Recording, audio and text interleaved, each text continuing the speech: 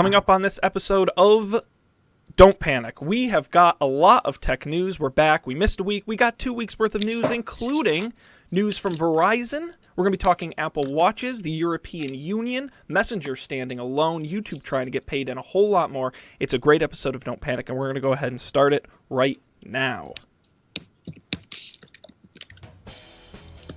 This is Don't Panic, episode number 90, recorded April 20th, 2015, on Custom TV, Missing Watches, and Giant Evil Corporations. Hello, everybody, and welcome to this episode of Don't Panic, the technology podcast on Gadgets, the Internet, and, that's right, you. I'm Sean Jennings, and I am joined by the Time Warner and Comcast of technology. Scary when together, but we love them nonetheless because you're not letting us merge? No, Dan, we're not allowing you to do that. But you have a monopoly on tech news podcasting anyway, so why would you listen to anyone else? We're not going to let you. Guys, we weren't here last week. We're back this week. Are you as excited to be back as I am? Yeah, I'm pretty psyched. I think even more excited. More excited? That is a bold statement, sir. I hope we can live up to that standard. Yeah, I missed you all. Oh, indeed. So it was a sad week. It was. Well, not really. No, we know, Dan. We know it wasn't. I did want to start the show off by going through the usual shtick of this is Don't Panic. Our website, don'tpanic.io, has all the information on the show, including past episodes, live episodes, audio, video, the whole 9 yards, including links to our social media accounts at Don't Panic Show on Twitter, and to where you can subscribe to the show via RSS on iTunes, Stitcher Radio, and all your favorite podcasting apps. Don'tpanic.io, your one-stop shop. Now, I did want to bring up one other thing that, Dan, the other week, you had an experience with talk about our giant overlords at Apple, and you got to try on an Apple Watch. Is that correct? Oh, right. Good memory. I signed up for the thing, and I walked 5 blocks over to my nearest Apple store. Let's see, what is interesting? The whole experience was very bizarre. Like, it wasn't weird, like I was weirded out, but in comparison to every other Apple Store experience, it's very personal. You get assigned this guy, and he has a drawer filled with Apple Watches. What's interesting is, I don't know if this is a good idea or not, the Apple Watches that you try on aren't functional. They're just sort of running this demo, which, sort of a bummer because you don't really get a sense of how it feels to use one on your wrist. But on the other hand, like, it's just running through these things, so you're feeling it give you turn-by-turn directions, you're feeling someone's heartbeat, like a phone call, a message, and it was very, the Taptic engine is pretty magical, and Force Touch is crazy. Have we talked about? I don't think we have talked about Force Touch yet. We might have mentioned it briefly, but I'd love to hear. So, anyways, I'll talk about that next. So you show up, and you get paired with this Apple Genius. I guess are they still called that? No. People who just work at the store aren't geniuses, are they? I think they're employees. Yeah, anyways. Guy in a special Apple shirt, or gal, and you can try on as many different bands and as many different sizes as you want. I threw him a curveball, so he walks you through all the software on, like, the display device, which, by the way, anyone can walk into an Apple store and use one of the display devices. There's no appointment needed. You can just go and use it, which I didn't realize. So he's walking me through all the software, and I'm trying to... I asked him... He mentions the Apple Pay integration into the Apple Watch, so you can use your watch as if it was an Apple Pay device, and even simpler, really, because you don't have to hold down your thumb. As long as it's authenticated onto your wrist, you don't have to do any additional authentication.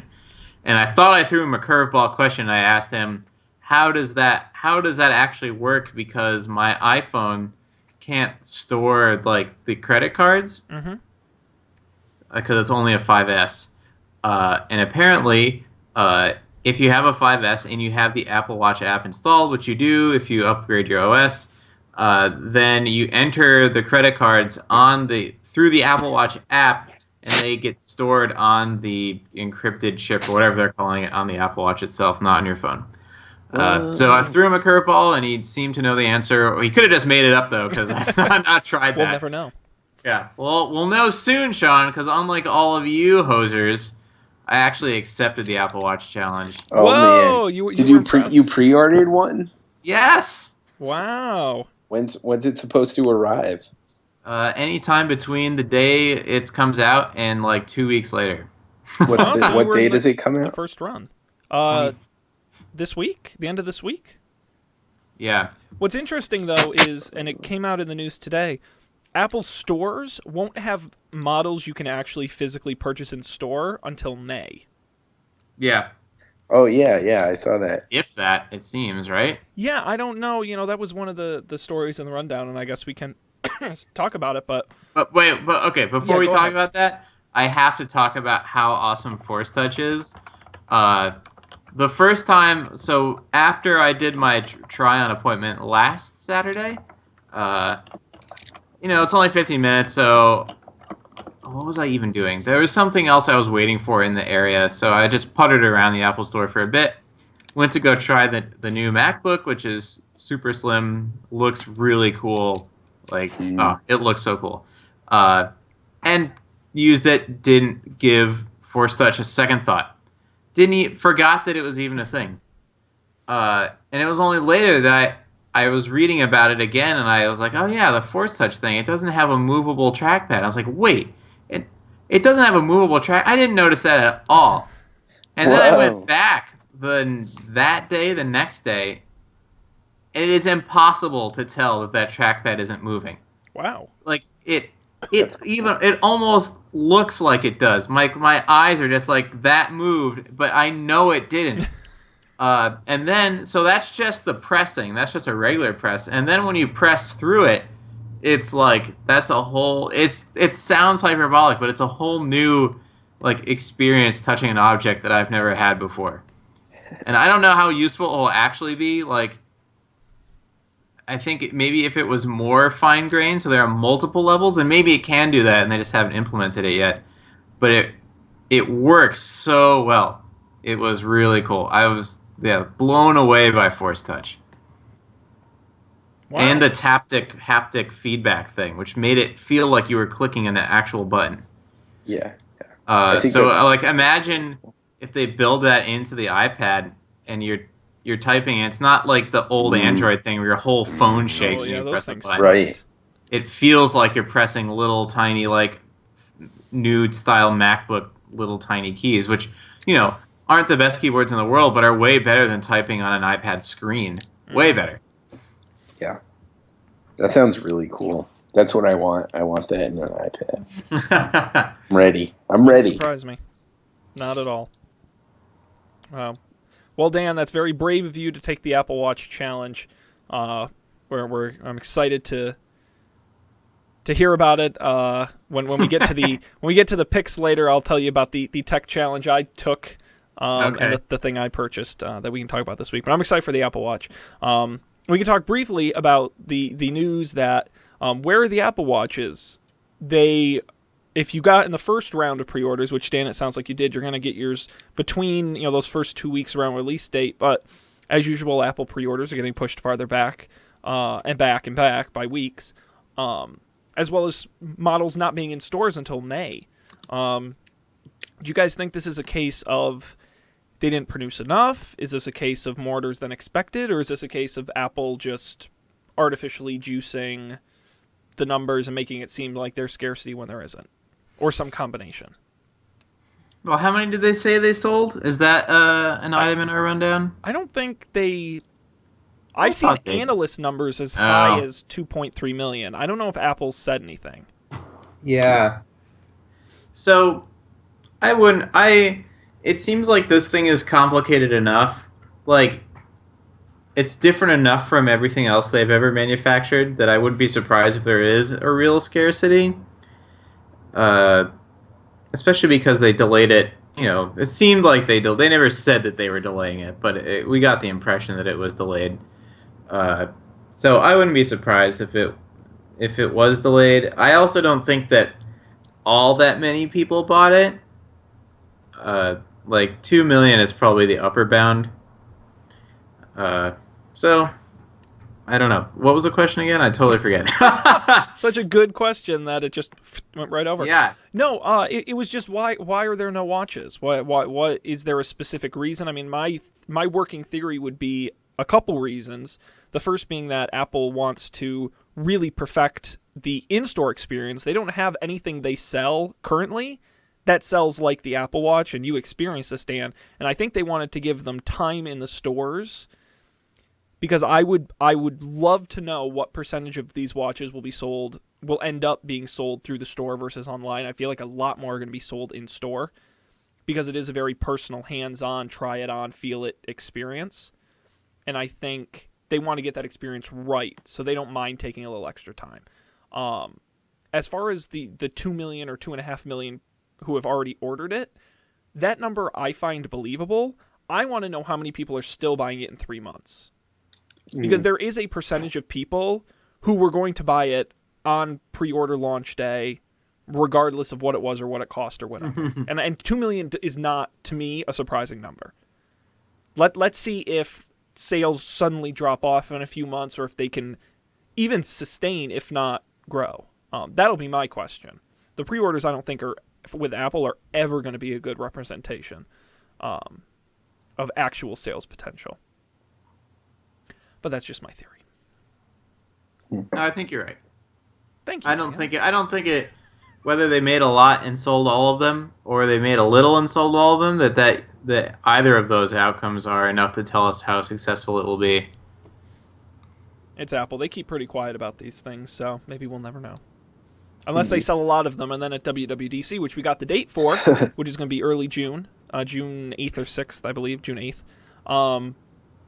Tim Cook will stand up there and talk about how many millions of them they sold, and they're the best-selling watch, bigger than every other watch combined, and their usual spiel. Let's move on to some other news, gentlemen. We're looking at the rundown here. Anything in particular that's got you wanting to discuss? Anything at all? What's the FiOS custom TV thing? Yeah, so this is interesting. This was in the news this week. We've seen leaks for a little while now. We haven't talked about it on the show because it wasn't really big enough news, but that Verizon FiOS may be doing some kind of funky stuff like Sling TV, where giving you a better selection of channels, fewer channels, for a better price. So you can choose the channels you want, not the ones you don't. Well, they kind of sort of did that, but didn't really. And before we talk about it, because I have to do this now, I don't know if you guys probably know this. Maybe you at home don't. Have you ever gotten to like the Wall Street Journal and there's been a paywall? Yeah. Do you know the trick to get around that? No. Yes. You just copy and paste the URL, put it in a Google search, and then click on it as the top result, because links through Google are exempted from the firewall, or from the paywall. Good to know. So a little fun fact there for you. All right, so Verizon says FiOS will have a new package that they are calling Custom TV. So here's the way it works. The base offer starts at $55 a month. For that, you get 30-odd what they call base channels, which are local channels, and a few core cable channels like CNN, AMC, Food Network, HGTV. And 2 channel packs of your choice, plus FiOS Internet. You can add additional channel packs for $10 a month per pack, eventually working your way up to having all of them. Now, these packs are sort of based around common themes. So there's one for lifestyle, which is like TLC and A&E and Oxygen. There's news and info, pop culture, kids, sports, sports plus. You can add each one of those for $10, but you get 2 packs and the base channels to start with at $54.99 a month.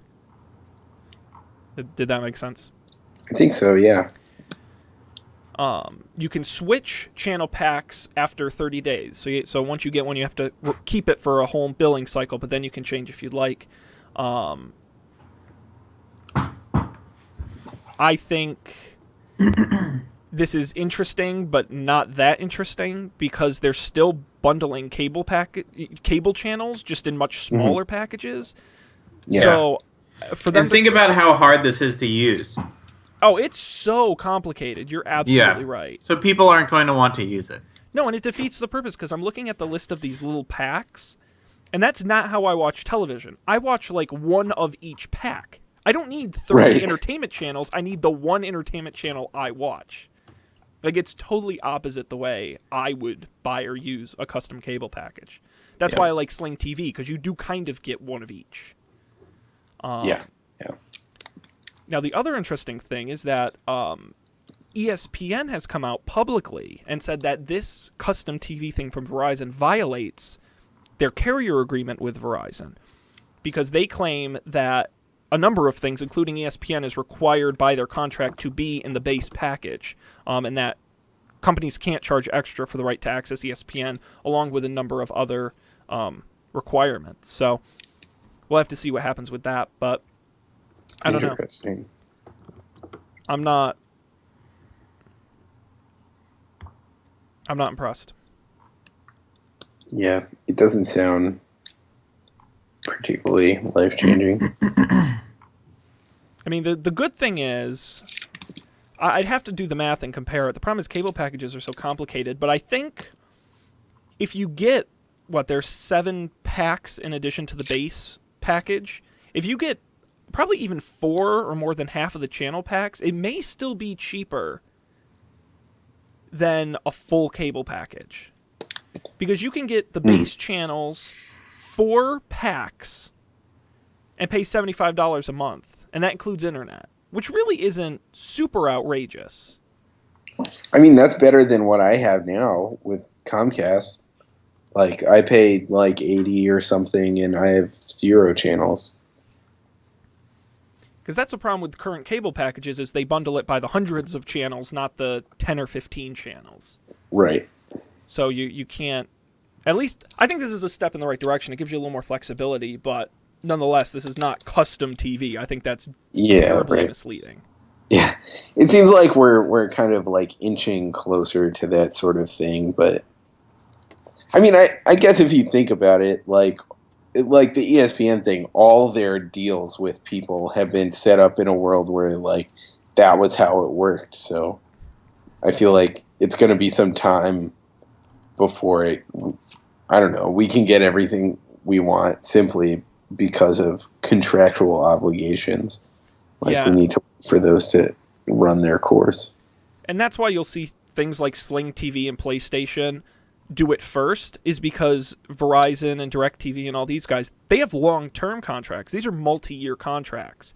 So for them to change the term, it's going to be 3-5 years. For Sling TV to do it, they're signing a brand new agreement. They can do it much faster. So, you're not going to see as quick of a turnaround on these sort of legacy cable providers. Mm-hmm. All right, let's continue on. More news, including... Why don't we talk quickly about YouTube and the idea of paid subscriptions? So this isn't new. I would love to have a paid subscription to this show, but I don't think anyone would pay for it. This is an email YouTube sent out to the creators of their most popular channels, their quote-unquote YouTube stars, whatever that means, saying that their paid subscription offering is coming soon. It doesn't have a name, and it doesn't have a lot of information to it, but what we do know is it will offer most likely ad-free videos, as well as the ability to store videos offline on mobile devices for a price of about $10 a month. Creators will still be able to put their videos for free, but they'll also be able to put some videos behind paywalls so that subscribers can view them. There may also be a lower price subscription for specific categories, such as music or children's programming. We've talked about YouTube Music Key before, which is still in beta. Let's see here. YouTube will still take roughly 45% of all advertising revenue generated, which they do now. But subscription revenues will be pooled, with partners receiving 55% of that total. Their cuts will be based on how much time viewers spend watching their channel. But a lot remains to be seen about exactly how this will work. My question to you, gentlemen, do you think this is a viable offering? Do you think people will give YouTube $10 a month for this service as we know it today? And what does that get you? So Dan, you pay YouTube $10 a month. Yeah. And the most popular YouTube channels who opt into this service, you will be able to watch their videos. A, you'll be able to watch them because you may not be able to watch them at all unless you pay. Oh, B, okay. you'll be able to watch them without ads. And C, you'll be able to host them offline on your mobile device. Oh, interesting. The first one I think is a terrible idea, putting YouTube videos behind paywalls, because any YouTube star, so that's just such a funny phrase. YouTuber is probably one of my least favorite words on earth. Yeah. Any YouTuber knows that the only reason they're anything is because of the virality of their videos, people sharing them, and that's how they got the word out. So I think that putting it behind a paywall is not a good idea. And I don't think anyone there would even want to do that. I think they'll have a really hard time selling that. No ads. I don't know. I think that's kind of a successful model for like iPhone games. Mm-hmm. I don't know if it would work with videos. Storing videos offline on your phone is something I've wanted to do a couple times recently.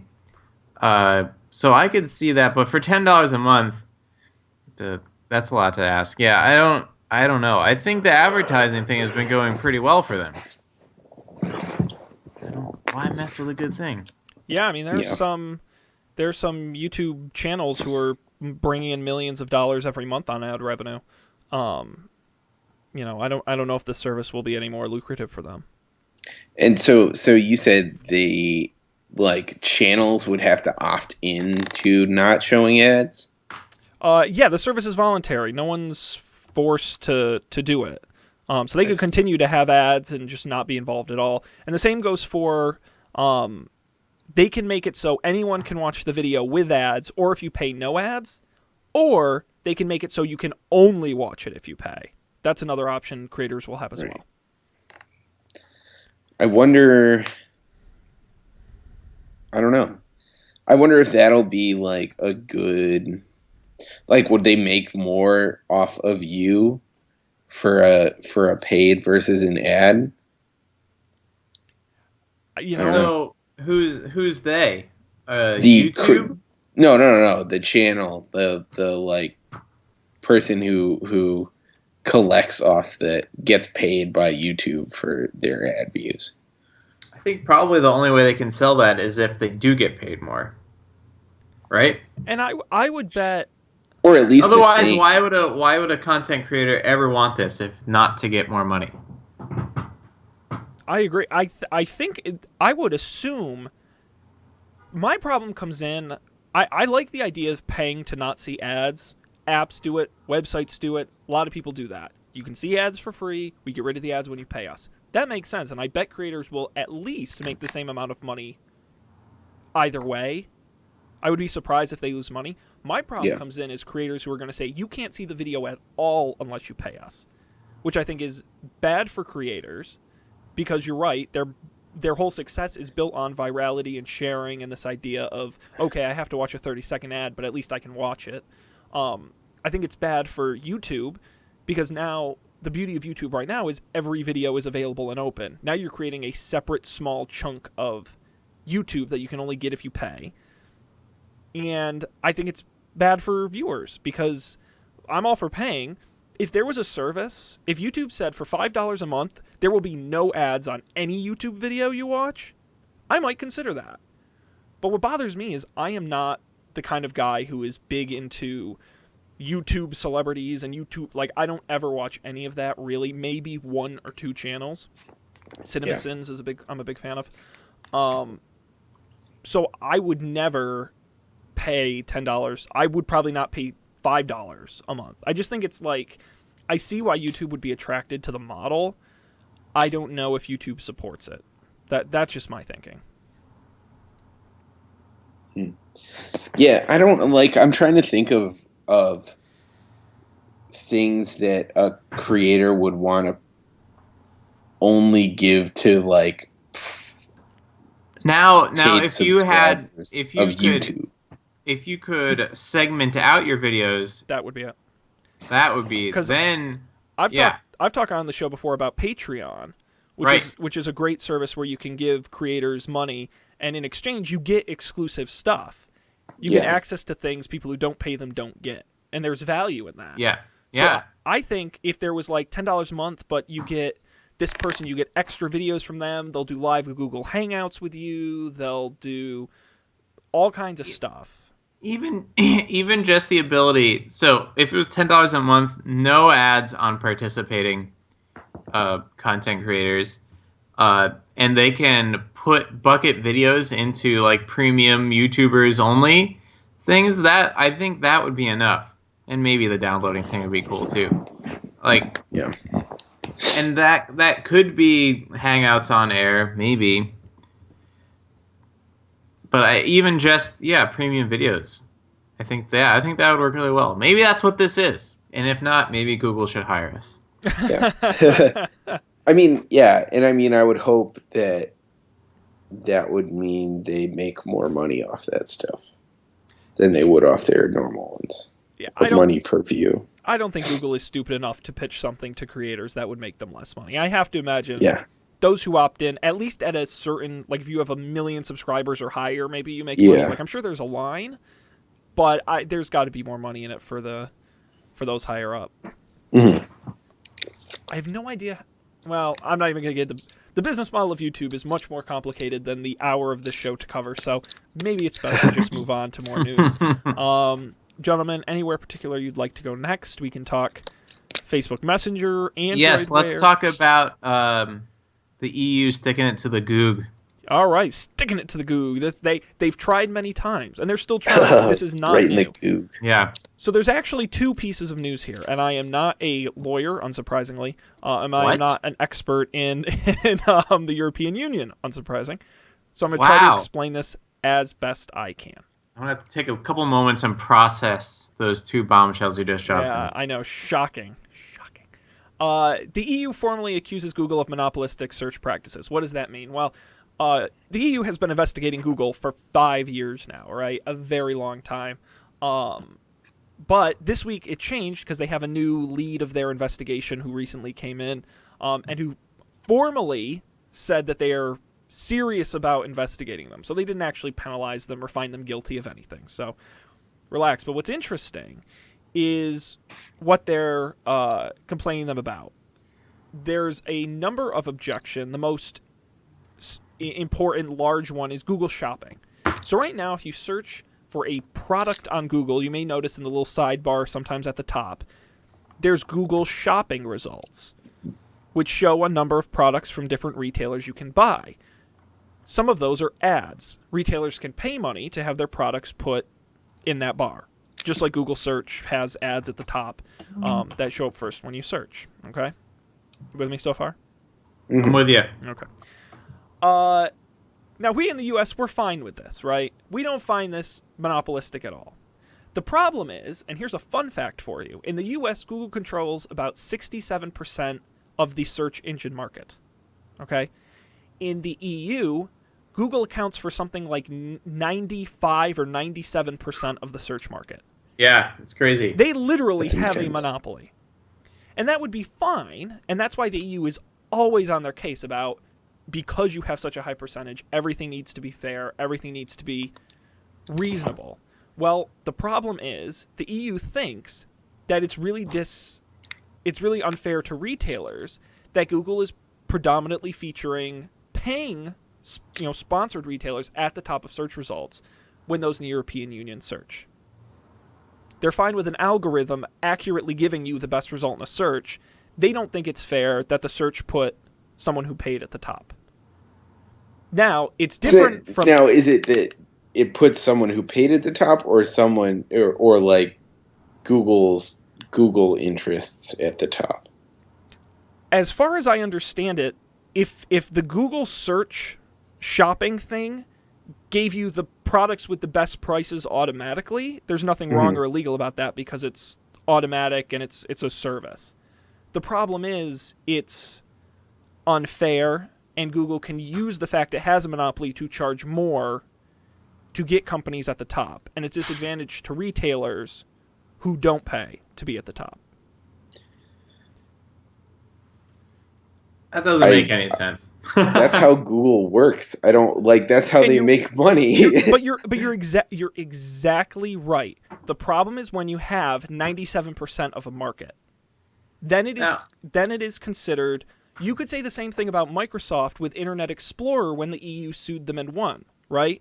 You could say there were other browsers, but it was the fact that because Microsoft was so dominant and it was pre-installed, it was such a disadvantage to the competition. Microsoft was using its monopolistic powers to destroy the competition. That is the theory with retailers and Google.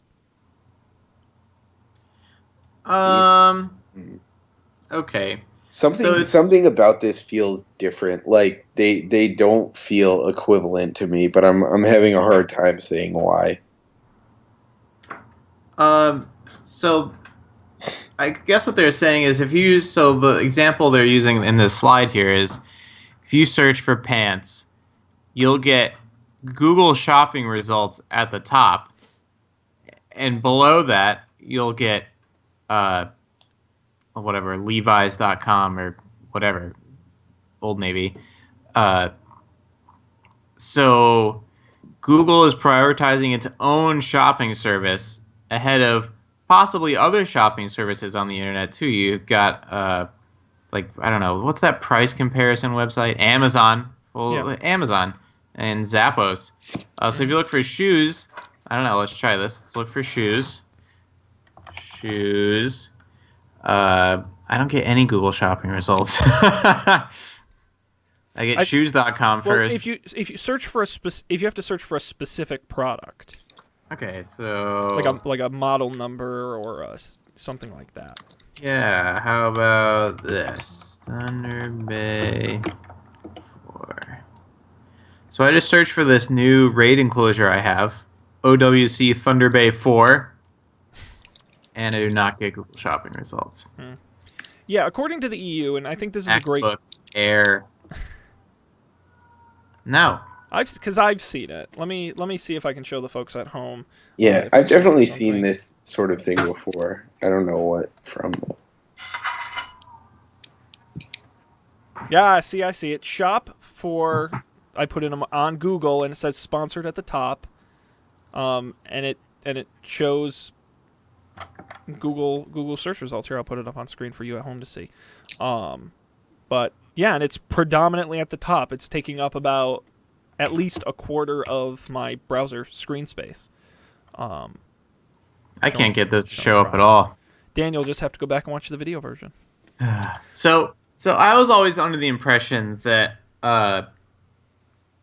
it wasn't the fact that Google was displaying, for instance, a Google shopping advertiser could display their listing for, I don't know, 32 Levi jeans instead of Amazon's because they paid. And they would be first and it would be highlighted as an ad. That's not what the EU is objecting to. It's objecting to the fact that Google is prioritizing its own shopping aggregation service over competitors' products by integrating it into search results that everyone uses. And the same argument has been made in the past for YouTube, but I think has been disproven. So, like, if you search for a video, you'll probably get the YouTube result, but not always. Even if you go to videos, specific search, you'll probably get a YouTube result. But the fact is that most videos are on YouTube, but they do show Vimeo and a couple of those other ones. In this case, though, Google never highlights products like you're describing, although I can't get it to happen, from other retailers, even though Google isn't a retailer, so it's sort of confusing. I'll read you this quote. I think this is directly from what the EU said, their statement they put out. Quote, Google's conduct has a negative impact on consumers and innovation. It means that users do not necessarily see the most relevant comparison shopping results in response to their queries, and that incentives to innovate from rivals are lowered, as they know that however good their product, they will not benefit from the same prominence as Google's product.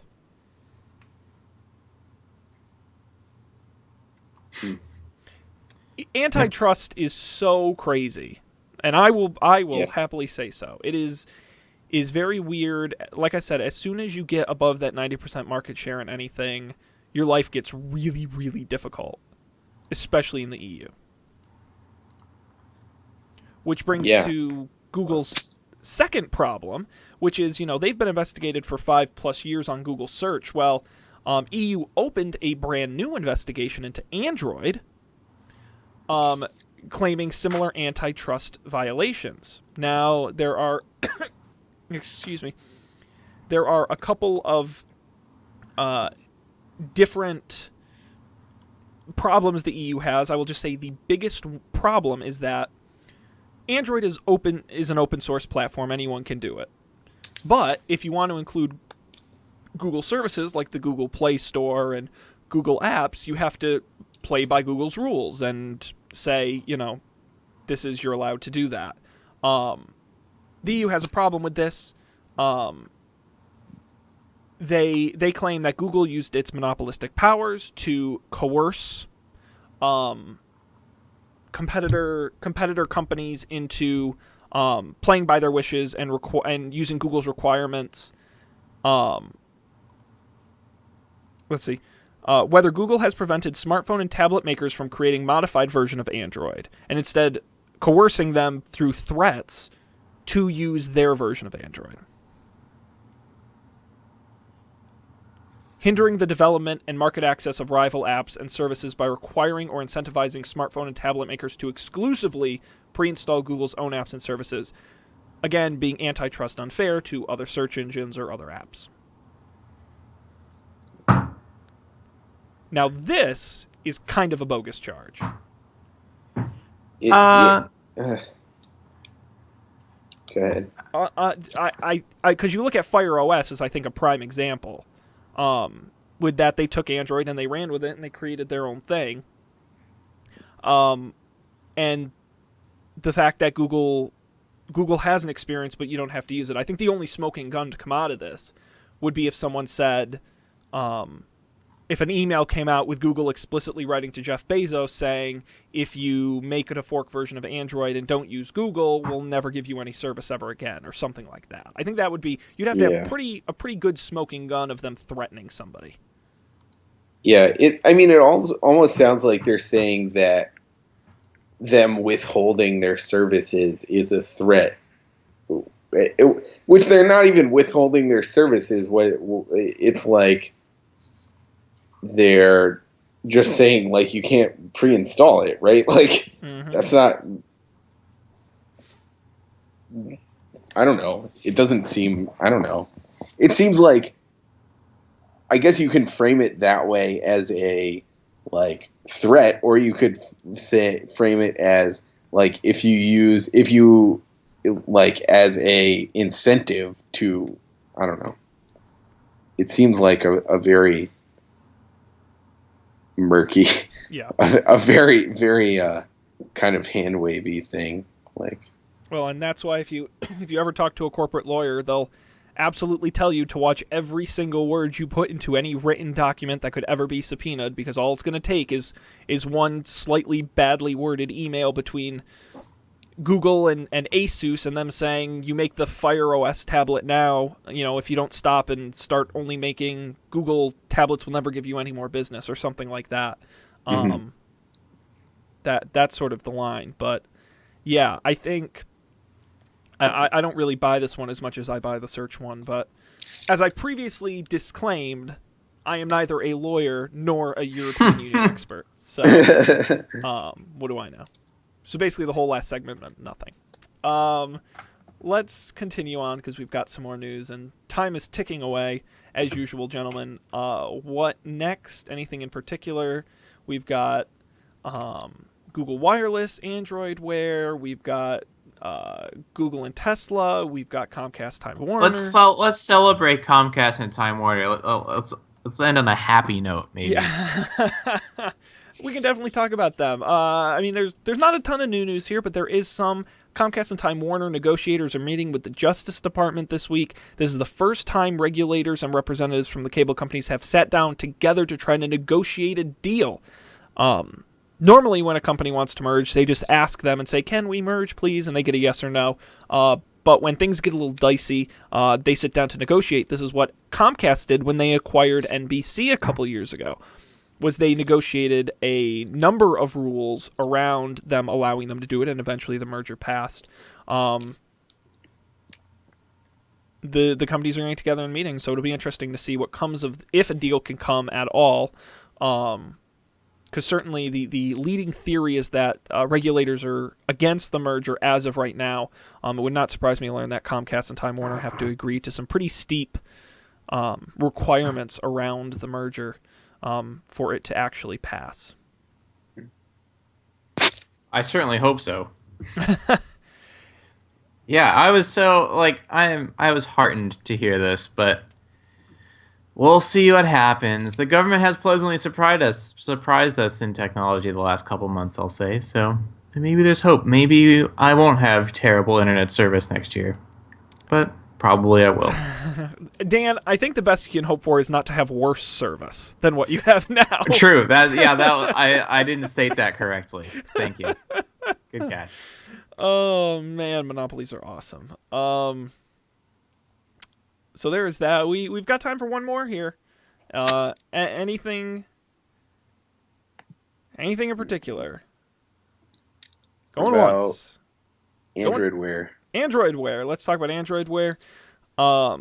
Again, another leak, another rumor, another suggestion, nothing official. But Google is close to making Android Wear work on the iPhone, supposedly. This is from somebody, according to a source close to the team.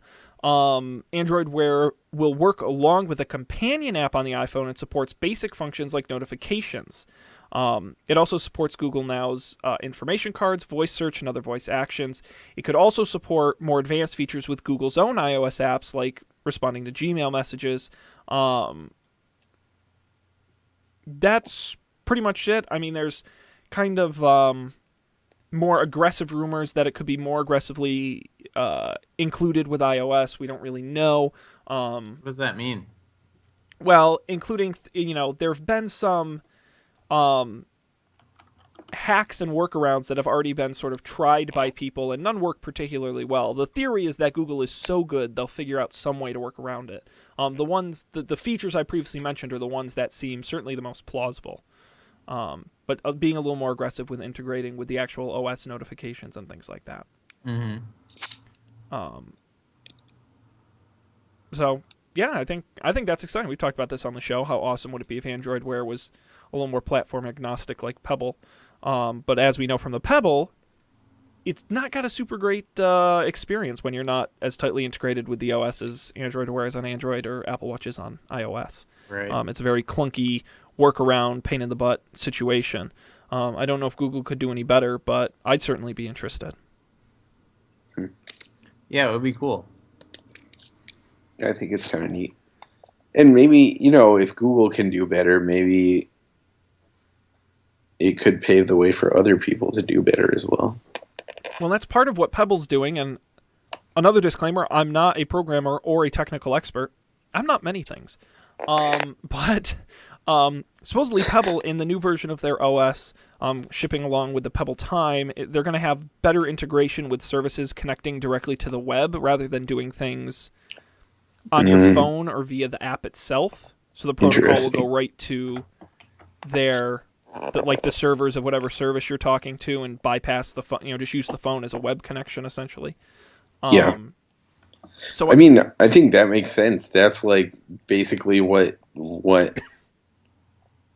I don't know, that seems like the only option at this point for them on iOS. But I think, talk about a monopoly being kind of annoyingly unfair. But, I got a whole bunch of app updates on my phone today, and all of them now supporting or Apple Watch, now supporting Apple Watch. Now, Apple Watch already has hundreds of apps because they're so tightly integrated and so easy to build for. How many developers are going to put in whatever code Pebble wants them to include so it'll work on the watch when you have millions of Apple Watches and, however many Pebbles there are. So I don't know. Maybe someone should investigate. I'd be fine if someone wants to investigate Apple for locking down their OS, although I guess they're allowed to do that. This is America after all. Yeah, right. Freedom. That America. It's kind of weird. It's very strange. Yeah, things are a little different in Europe. They don't play by everyone else's rules. Yeah. Maybe things are a little different here. Oh, is that what it is? I think that's more accurate. Yeah. I'm okay with that. Worse things have been said about America. That's certainly true. It sure is. Well, that concludes the news for this week. We are going to move on to some picks, and I am going to volunteer to go first. I actually have 2 picks. One is my challenge of sorts, although it's not really a challenge because I'm keeping it. But 2 weeks ago on the show, we talked about... Do you guys remember what new product we talked about? No. We talked about the new Rokus. Remember? Roku 3 and the Roku 2. Yeah! We that's said, wow, right. Roku 2, it's got the faster hardware in it, but it's only $69. And, wow, that's a no-brainer upgrade. So I went and bought one because my Roku was really old and really slow. And so I've got it. I've unboxed it. I've used it. Man, is it fast. Woo! It is like flying fast. So really great. I still forever love my Roku. The other thing, too, I will mention is we talked about, I don't know if you remember, the feed function, where it would, remember you could save movies and it would let you know when they go live and if the prices change and these sort of things. It's super limited right now. It's kind of like in beta testing. There's 12 movies you can choose from to follow, and that's it. And I didn't like any of them, so... they're still working on it, but the technology is cool and the box is great. So Roku, if you don't have a streaming device or yours is crappy or out of date, go buy a Roku 2. It's really great. For my pick this week, it is a new app. My boss actually recommended this to me. Working in a global company can be hard. When you have to be on the phone with Mumbai and South Korea and the Netherlands and Brazil, you can't keep track, and as hard as Outlook will try, it will never be good at figuring out time zone and scheduling meetings appropriately. There's an app for that. It's called Circa, Circa. It's available for iOS only, and it's in the App Store right now. Let me share my iPhone screen.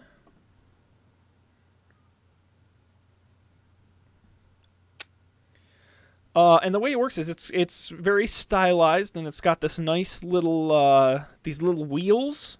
And essentially what the wheels are is they're chunks of time. So it's a 24-hour clock all the way around, and it shows you with this white line like a clock what time it is currently. It's 2200 hours. And well, actually no, that's not. No, it's 2,300 hours. It must think I'm not... Well, whatever. Anyway, don't worry about that. Oh, those are half-hour ticks. Okay, they have half-hour ticks. That's great. I didn't notice that. So it is 2,300 hours. But you can see, so right now in Shanghai, it's 11 a.m. And what's great is Shanghai has this little sort of green bar that shows working hours. And you can set them to be custom for each area, but I now know that Shanghai is like a quarter of the way through their day. It's 11 a.m., so I guess a little closer to half. But what's great is you can then take your finger and spin it, and you can see what time it is in any given time zone. So if I want to know when it's noon here in scenic Pittsfield, I will then know it is 11 a.m. in Indiana. I'll know it's 6 p.m. in the Netherlands. I'll know it's 9 a.m. in San Francisco. And you can scroll. And it's just got these nice little animations. And what's great is they show the overlap, so I can see how often San Francisco overlaps with Pittsfield, and I see that Mumbai never overlaps with Pittsfield. Neither does South Korea or Shanghai, most of the sort of Asian countries. So anyway, it's free. It's a really great app. I highly recommend it. Circa, CIRCA. You can get it in the iOS store or at circa-app.com if you're ever looking for a time zone. And they have an Apple Watch app that you can use as well. So if you're into that sort of thing. That is my pick this week. If I needed to use that, I would, because it looks really cool. It is a limited use. It's not for everybody. You got to be pretty serious about your time zones for it to be Holy worth it. smokes! But- So you weren't kidding, Sean. I go to download this app that you're recommending, and almost every app on my phone has an Apple Watch app.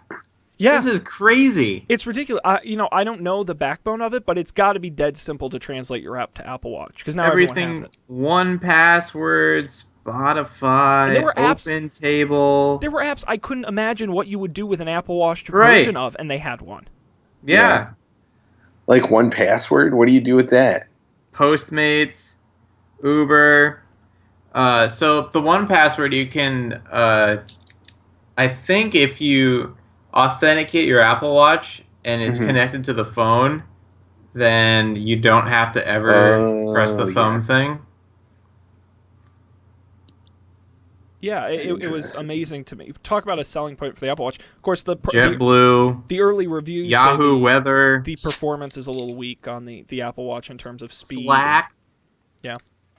So Crazy. I do know, at least from listening to ATP, because like Marco Arment talked a bunch about like doing the Overcast one, and it's like nothing happens on the Apple Watch.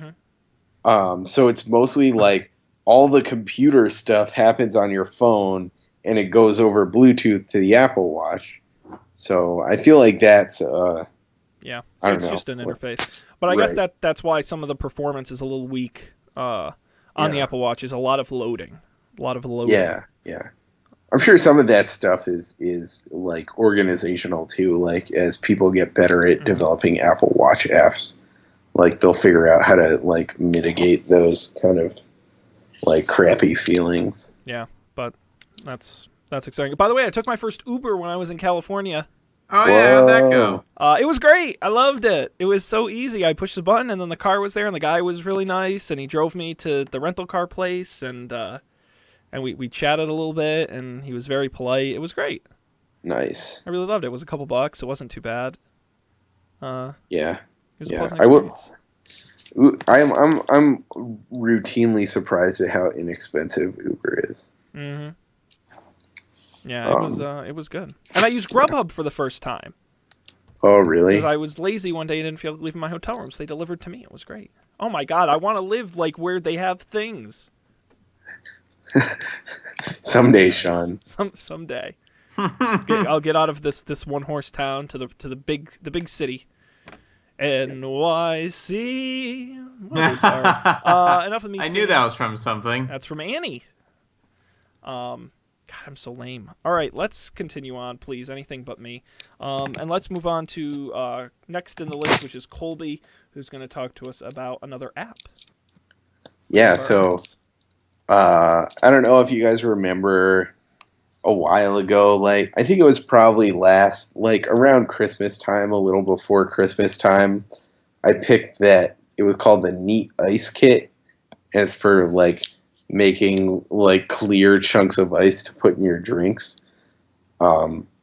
Well, in a kind of tangential development, the company that makes the Neat Ice Kit, which is called Studio Neat, I believe, they released an app, and the app is basically for storing cocktail recipes, which is something I've wanted for a long time.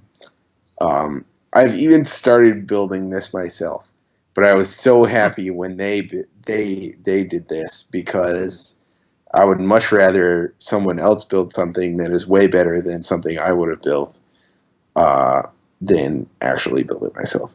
So it was really great. It's really pretty, and I don't know. It's like a recipe app, but optimized for cocktails. It's kind of neat. The cards are all different colors and stuff, and it's like it has this nice like card interface, and like they pop up, and you can like swipe away and la di da, and you can like there are these like preset like image chunks that you can use to like build a picture of what like the drink is supposed to look like, and if it has an ice cube and what kind of glass it's in, and like the garnish. So it's really cool. So if that's something that fits your need, that I don't know, if you make drinks and you always wanted a recipe app for your drinks, you should download it. Because I used to use Instapaper, and I just had a folder of like random websites, which was not that great. So this is way better. I love it. I'm playing with it right now. This is it makes me want to make drinks. This is great. There you go. Yeah, It's it downright also pretty. comes. There are a bunch of like included recipes, and it also does that thing where you can like share the recipes, and it shares like it shares a picture of your thing, and it's one of those things where it has like a QR code, and you can import the photo. You download the photo on your phone, and you open it up in the app, and it like adds the card to your app based on the QR code. So it's one of those funky things, but Cool. yeah. Awesome. Yeah, it's- Highball. It's for free on the iOS store. I'll check and see if it's available for Android or not. I suspect It's too, I'm gonna guess it's too pretty to be Yeah. available for Android, but maybe that's just a really terribly unfair sign. I'm right. It's only available for iOS, but check it out on your iPhone or iPad. Very cool. Dan Miller. Your pick this week. We've got 3 Mac apps. Three Mac-esque apps. What do you have for us? All right, so the new Photos app came out, and as someone who's been taking more photos, I've been pretty excited and also a little bit scared because, if something messes up your photo library, that's not a good time. But I'm currently sharing my screen with my Photos app. First, it's super pretty, which is always nice, so you can like zoom in and zoom out and everything works just as you'd expect. It is so much faster than the old version, though. So we can open up a pretty picture. Whoop. Let's open up a different pretty picture. Whoop, whoop. There we go. So that's viewing. You can zoom in and it load the stuff, and it's great. You can look at can you see the info pane? I guess not. Nope. So you can look at info. It pops up in one of those weird OS 10 side window dealy bobs. Editing is when it really comes into its own, though. It switches to this nice fancy dark view. You can just press the enhance button, but that's not a lot of fun. What you really want to do is go over here to adjust. And it's easier to use than iPhoto and Aperture and Lightroom, all of which I've tried, none of which I bought. I just tried them. And it's almost as powerful. So you can customize the different things you can use to edit a picture. But the basic ones they give you aren't even very complicated. So you see here, this light one, you can see the preview of what the picture will look like as we adjust the light balance. And I added the histogram so you can see what changed there. And you can click auto and it will adjust to where it thinks. So you can sort of get a sense of how should I adjust photos so that they look better. So you click auto and it kind of wants it up there, but I think I want it a little bit more. So these things are a lot of fun. The black and white setting is, that's not a good picture to do it on, but that also works, and you can add other ones here. So like noise reduction, add it in there, and we can see what happens when we move that around. And that's pretty much all I've done. You have filters, haven't done anything with those. Haven't tried the retouch setting, but all I need it to do is to be fast, which iPhoto wasn't, and to handle RAWs, which a lot of other basic programs don't, and to allow me to edit some things in a more fine-grained way, which iPhoto didn't really allow me to do, and now this one does all of those things. It's really fast. It works really well. I highly recommend it. I haven't played with it too much, but I don't. I also like. I don't use smart albums. I have never made prints from iPhoto or anything like that. I haven't tried sharing anything, so maybe I'll try that now, or I'll try it later. I'll report back. Cool. All right, I'm excited. Have It you does look updated cool. yet, Colby? I updated, but I don't like. You don't store I your don't photos take on. pictures, or I don't know. I do take pictures, but I like take pictures to send to someone, and then that's it. Mhm. I don't know. Like that might change. How do you at get some them point off in your my life. phone? Well, I mean, now I get them off my phone with the iCloud sync, but like before, I wouldn't get them off my phone. Oh I would my just like God. I either Snapchat or send a text message. I don't even post them to Facebook anymore. I used to post stuff to Facebook. Yeah. I don't know. All right. Well, you're making me depressed. Sorry. How can you? How big of a phone do you have? I think I have 16 the gigs? third. I have the middle one. Oh, okay. 32. Yeah. Maybe Yeah. that's my problem. I don't have the middle one.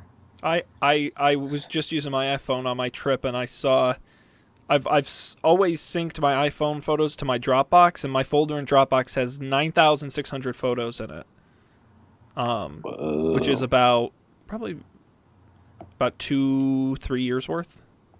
So Interesting. I wish I had a Mac, because then I could do cool things like this. I'm on Windows. We have Windows Photo Viewer. It allows So- you to view your photos. Oh, whoa. Whoa. So I actually have the 64 gig iPhone. I forgot because they did that weird thing with the new one. But Oh, I right. have, They got rid of the 32. yeah, I have 18 gigs of storage on my phone. I'm looking up what it is right now. I don't know if it just tells you pictures. Yeah, it'll say photos. It'll say the Photos app. The usage thing on iOS, I think, is pretty great, actually. I use it all the time to see because what happens is, and I don't understand how this works, but apps balloon in size. So they'll install it like 100 megabytes, and then 6 months later, they're like a gigabyte. You know, it's like a Twitter client. Oh, It's yeah, like, why is yeah, it so yeah. big? And I guess it's caching stuff or something. So I got to Right. uninstall and reinstall it anyway.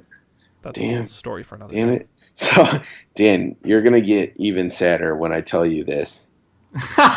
Great. So my top four space using apps on my phone. The first is Spotify, which is 8.4 gigs, which I assume is just all the music I have downloaded locally in like the highest. Wow, it'll use that much space? Oh, because Yeah, you explicitly downloaded. I see. Yeah, right.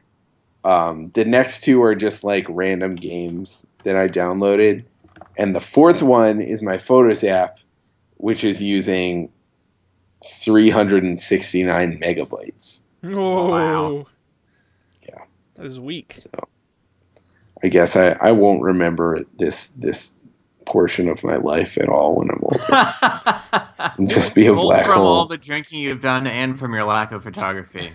Exactly. We live in a Snapchat world, Colby. Nothing was made to last. That's so sad. Oh, whoa, you just sent me a message from the Photos app. Oh, look at that. I got it as an iMessage. That's a nice picture. Is that how I'm supposed to get it? Yeah, so Yeah, did so I. you're supposed to get it. Oh, look at that. Would you look at that? Would you look at... Well, I'll be a monkey's uncle. Would you look at that? That is excellent. Well, gentlemen, I think that that does it. That wraps us up. We're all done. Anything else you would like the fine people of this great States United to know before we conclude? No. No. Okay. Take more pictures. Come on, take- people. Dan, I love that you always leave us with like a little piece of advice. I'm going to try. See, the thing is, like, I don't like to be at a thing where I would be taking pictures and be taking pictures. Like, I like to get to a place, take a picture or a Snapchat, like, prove I was there or whatever, and then I like to be there. Mm-hmm. like at the place without my phone out. Maybe Snapchat. I still don't get the Snapchat thing. By the way, when I sent you that crazy picture on Friday, that was a Yeah. total accident. I meant to put some text on it that described what it was, and I didn't realize that there's not like a picture preview screen. So then I pressed the next button when it like showed me the Oh, picture. no. It was all over. You're such an old man, Dan. I love I don't get it. the The kids in Snapchat. their Snapchat. don't get- Well, then let's remind the people out there, don'tpanic.io is the website. 10 p.m. Eastern, we do the show live on that website. Also, all the recorded versions and all the links are right there, don'tpanic.io. Your one-stop shop at Don't Panic on Twitter. At Don't Panic Show on Twitter, excuse me. And I'll also quickly remind people, GoldilocksShow.com, the sister show on the network. Last week we talked conspiracy theories. The moon landing theory, great. JFK theory, not so good. You got to blame it on somebody. Who's to blame? Next week this week actually, we're gonna talk about crazy conspiracy theories. Is the government putting mind control in the water supply? And is the government full of lizard people? That's what we're going to be talking about. GoldilocksShow.com. Check it out. It's a great show. We'll be back next week with this show at 10 p.m. Eastern, as I discussed on Monday, with more tech news. On behalf of Colby and Dan, I thank you all for watching, and we hope you'll join us on the next episode of Don't Panic. But until then, we'll wish you a fair good night.